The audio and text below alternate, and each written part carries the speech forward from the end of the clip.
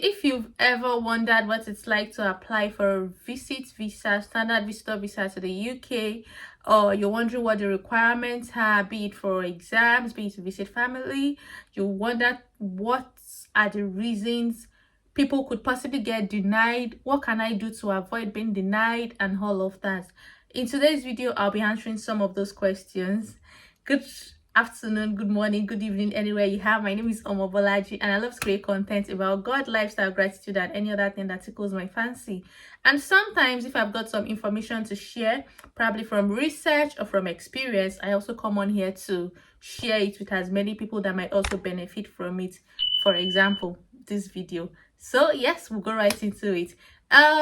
Before we go into it, I need to welcome some important people. If you're new to the channel, thank you very much for clicking on the link to this video. It's good to have you on here, and I do hope you find this video very helpful so that you can stay and join us. And if you're a returning subscriber, thank you so much for coming again. Thank you for trusting and believing in your girl. In this video, I'll be discussing what and what not to do when applying for a visit visa to the UK. It would interest you that something as little as a lump sum entering into your account could be a basis for denial. It would interest you that something as little as not supplying the required number of statements of accounts, or supplying way too long into the past, it could also be a basis for denial. So I'll just be discussing the entire process, and in between I'll chip in reasons for denials that I got to find out, and what not to do to avoid this in your own application. So yes, let's get right into it. First of all, what's the purpose of a visit visa to the UK, a standard visit visa? Number one, it could be to come to study for courses about 6 months duration, to come to write exams like OSCE or PLAB, for you to come visit friends or family. It could be for business. It could be just to come on holiday, for tourism. It could be for medical treatments, and it could be for any other permitted reason. When you come into the UK on a visit visa, what should you do? What should you not do? Number one thing you cannot do is you don't have access to public funds. You cannot get married, and you cannot also put out a notice to get married. There is a different type of visa for that. It's called a marriage visitor visa. I could put the link in my description if that is what pertains to you, so you can read that up. You cannot stay in the UK for extended period of times, for long or successive visits. You can't do that as well. And this last point I mentioned is a very significant one, and it's a basis for which a lot of people get denied, because the assessor thinks that you are applying and you may not return to your home country. So you don't want to have a UK visa, a standard visit visa, and then you're staying for a long period. Let's say, for instance, you get a 2 years visa, you get granted a 2 years visa. Getting a 2 years visa does not mean, visit visa does not mean that you are spending the entire 2 years at a stretch. It does not mean that you are spending 6 months and then you are going back and then you're spending another 6 months. No. Fine, you have a 2 years visa. It simply means within the next 2 years, you don't have to keep reapplying. This visa covers for you from this point in time over to the next 2 years. So you come in, spend some 2-3 weeks, 4 months, 5 months, and go back. It is good for you to spend a long period of time. Say you've come to stay with friends or family, but when you spend more than 6 months out of 12 months in the UK, the UK believes that you are no longer coming to visit. You're already living there. I mean, somewhere you are spending 6 months out of 12 months in a year. It means you don't have something else tying you back. So they have an impression that for you to have spent 7 months, 8 months in the UK on a visit visa, then you have the tendency of staying for longer periods, which is something they did not want. So it's something you should not do on a visit visa, on a standard visit visa. The other thing you cannot do when you're on a standard visitor visa is you cannot work. So when you come, you are coming solely to do whatever it is you come to do, to visit family, to have your medical treatment, to study, to have your exams, or anything whatsoever. How much does it cost? A standard visitor visa for 6 months costs £100, and it actually does varies. For 2 years is 376. There is a 5 years one, there is There are different ones. I'll put a picture of what it's like, and I'll also put a link for you to read about this on the gov.uk website if you want to. There is no rule that says that you must have applied for a 6 months visa before you can get to apply for a 2 years. You can decide to apply for 2 years upfront if you want actually. But when some people would just rather take 6 months first, then apply for 2 years later or longer periods of time later, just to be on a safer side. And there's also this disclaimer on the gov.uk website regarding this, that even though you apply for a 2 years visa, it's not a guarantee that they would grant you a 2 years visa. It all depends on what your assessor thinks. You might apply for a 2 years visa and the assessor thinks that this person I'm looking at, he may decide to spend more than 6 months. I'm not granting him or her 2 years. I'm only granting him 6 months, and that's fine. And they won't refund the money. And that's like the difference between a 2 year visa and 6 months is actually a lot of money, £276. So people would rather go slow, like go low, start with something little, and then apply for higher one later. Now to the nitty-gritty of the application. Number one, you need to have an email address. You would use the email address to create an account on the website. Once you create the account using the email, there are a couple of forms for you to fill. It's just, first of all, they ask about yourself, about your spouse, where do you live, what do you do, how much do you earn. It's just a long question. Who is your father, who is your mother, what are you coming to do in the UK, when are you arriving, when are you leaving, where do you want to stay, are you sponsoring this trip, how much do you earn in a year. It's a long list, but there are questions that you'd answer. And please try to be as sincere as possible, as honest as possible when filling these forms. I don't know how they know but those assessors they usually know when people are dishonest. They usually know, and they just need one evidence of dishonesty for them not to believe the entire application. So it would be good for you to try to be as sincere as possible, as honest as possible. If you are coming to spend 5 months, don't tell them you are coming to spend 2 weeks, because they will grant the visa anyway for 2 weeks, and then you end up spending 6 months. The minimum is 6 months, and then you end up spending 6 months. When you apply for subsequent ones, those, they have a track record. They will always know. So if you're coming to spend 5 months, be open in your application. Let them know you're coming to spend 5 months, and let them see reason why you are coming to spend 5 months, rather than telling them that you are coming to spend 2 weeks and then you end up spending 5 months. There is no hard or fast rule regarding the application. There is no rule. There is no particular, like, okay, this is how it must be done. It all depends on individual circumstances. So the assessor just considers all the evidence you have provided, considers what it is you are going to do, considers your individual situation before any decision is made. So there is really no rule. Generally, after you've completed the forms, you eventually get to a page where it shows you the requirements, and basically the requirements are, of course, the passports of the applicants, and you have the applicant's evidence of funds, and this is usually at least 3 months bank statement. Aside that, I've come to realize that even though they are not asking for this, it's something that if you provide it, it gives your application more weight. One major reason a lot of people get denied is they'll tell you they don't think you go back to your home country, so they are not convinced that you go back to your home country. So one thing people get to do to prove to them that I am actually going back to my home country is providing evidence of strong ties with your home country. For instance, an employed person would have to provide evidence. In addition to the bank statements, the person could also provide pay slips to show that I do have a job I'm returning to, and then the person could also provide what's it called now, a letter from work that says that, oh, this person is actually on leave at this time, and then she's due to return to work at this time. Something to show that you have ties back home and you're not just coming for coming sake, like coming to stay or coming to and not leave the country. It's something they usually do not like.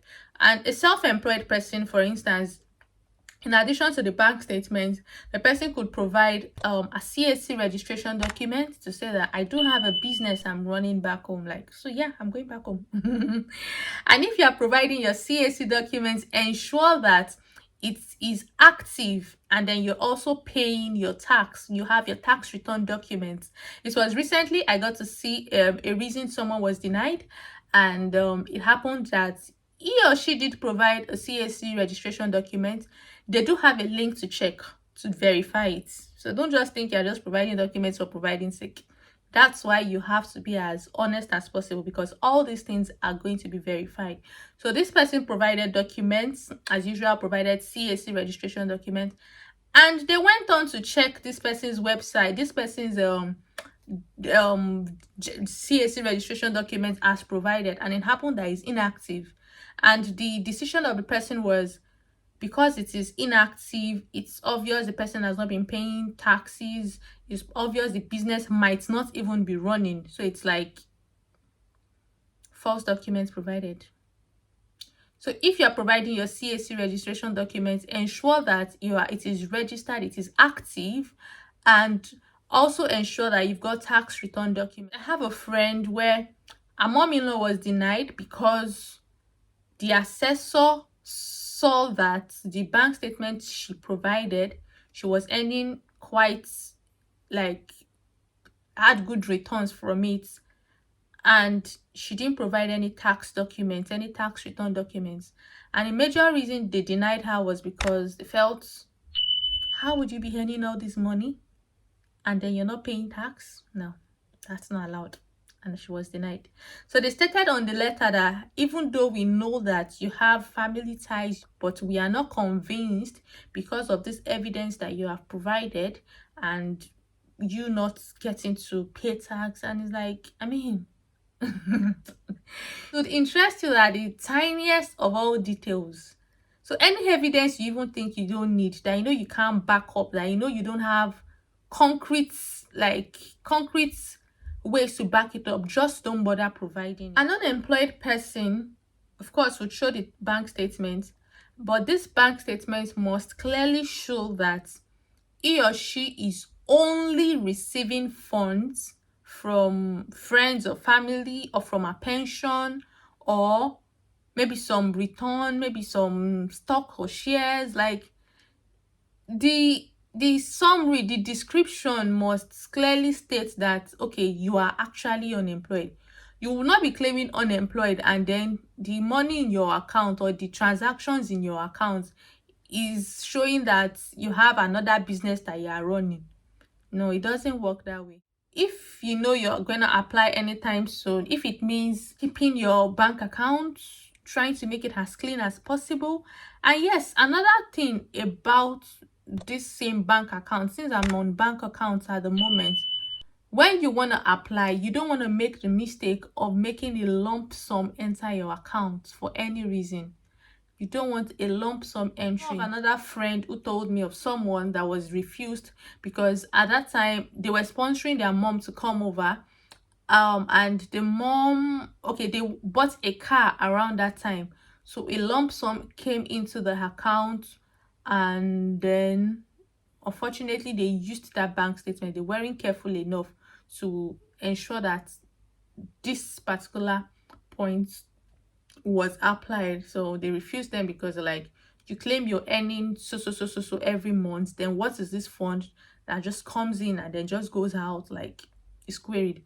It's okay if the money has been in your account before and then it's not showing that it's just coming in at that point in time. It's fine. They will probably believe that you've been saving it before now, but not like it just enters and then it just goes out. It's a bad sign. It's a red flag. For some forms of proving strong ties to back home, in addition to that, to also prove strong ties back home, another thing that can be provided would be land documents, or land agreement document shows that, I mean, I have a land, I have a house, I have some landed property. I'm going back. So so yeah, land agreement documents or building mortgage documents to show that you have ties to your home country is also important. You could also get a solicitor to write um to write a cover letter to show that, to say that you actually own this landed property, and then you would be coming back to it. It's not one of the document would request, but it actually does go a long way if you provide these documents just to prove that you have strong ties back home. So aside a landed property, what else can you provide? You can also provide a letter from your local church if you attend one, or from your local mosque if you attend one, just to say that this person has been being in this church since 25 years ago. Like, and in fact, this person is even serving in this unit. This person is even this person is even holding this position. This church is like the source of it's source of comfort and solace for this person. She cannot just possibly just go and just leave it like that. Yeah. So having your pastor or your imam getting to write you a letter would also go a long way in supporting your application. In addition to that, a letter from a relative, say a spouse or a brother or sister or a father or mother, to say that, okay, this is my daughter, this is my wife, she does this and this and this and this, she just wants to come visit our daughter at this time, and she will definitely be coming back home to me, the husband, or coming back home to the rest of the family. Just some kind of like backing that I am not a needle that does not have thread. I have thread. I have reasons to go back home. The evidence you can provide to prove strong ties back home are not limited to these things I've listed. It could be any other thing that you think is enough reason to take you back home. It might even be study. Like, let's say a student is applying and then you're going to visit your sister, or you're going or something. It might be that, oh, this person is still in school. A letter from your school to say that, okay, you're in so uni, and then you have not completed your studies and you definitely be going back to complete your studies, could also do it. Just some level of commitment to say that you've got strong ties back home. Yeah, and then to the next popularly asked question is proof of funds required? Is proof of funds required? Then how much do I even need to provide if it is required? Is proof of funds required? Yes, proof of funds is required. It's required in the sense that while you're filling your application, they will ask you what you do for a living, how much do you earn from it, and they'll also ask you how much do you think you'll possibly be needing for this journey, for this trip you want to embark on. Okay, this is how much you'll be needing, that's fine. Who is paying for it? Who is paying for it? So that's where the place of proof of funds come in. If you say you'll be needing 2.5 million naira or 1,400 pounds for the journey, who is paying for it? If the money is in naira and then you are paying, you are the sole sponsor of this journey, of this trip, then that 1.4 million naira you'll be needing must be sitting in your account. It must show that you have the money to embark on this trip. So it has to be in your account. You must have the funds in your account at the time of application to show that you are able to. And if somebody will be sponsoring the journey, then that person that is sponsoring the trip must have that required amount and more, and maybe more, in the account. So basically, if you are sponsoring, if the applicant is the one sponsoring, then the applicant has to have money in the account. But if the applicant is being sponsored, then it doesn't matter how much the person has in the account. Somebody that has 2 million naira has been denied, whereas somebody that has 200k in the account has been granted. So like, there is no fast rule. You should not now say, hey, because this person has 2 million naira and the person was granted, let me to go and look for 2 million naira and put in my account and just mess things up. Of course, if the person is looking for the 2 million, urgent 2 million, is most likely going to come into the account as a lump sum and then probably come out again, which is not a good sign. So if something like that will be done, then the person has been sitting in the accounts for, let's say, 3-4 months. That's if the person is sponsoring. But if the UK based family is the one sponsoring, then it has to show in the UK based family's account what they want to see. It's not like they even want to see the big amount. Of course, they want to see that you're able to take it. They want to see that from your statement at the end of each month, the money you have, is it enough to sustain you and your family? And would it also cater for this person that you are inviting over? So if you are able to prove that, then it is absolutely fine. When sponsors are involved, they'll be the ones to provide the evidence that they have the funds to invite the family over. And of course, they also have to ensure that the statements they are providing is null and void of lump sums. You don't want any lump sum. That's not a time to take thrift or a susu or one big money that your bank statement or your pay slip doesn't account for. Then if sponsors are involved, you have to provide an evidence of relationship with the sponsors. I mean, the applicant has to provide evidence of relationship with the sponsors. But if sponsors are not involved, I don't think you have to provide anything like that. So in my mom's case, we were sponsoring her, so we had to provide evidence of relationship with her, and that includes, she's my mother. This is my birth certificate. So my birth certificate clearly states that this is my name, this is my mother's name. Then you can also provide pictures over the years that shows that you've got a relationship with this person. It could be, what else can you provide? Anything that you know that will prove that this person that is sponsoring me, is not just coming from planet Mars. This person is someone very known to me. So you have to provide evidence to prove your relationship with the person.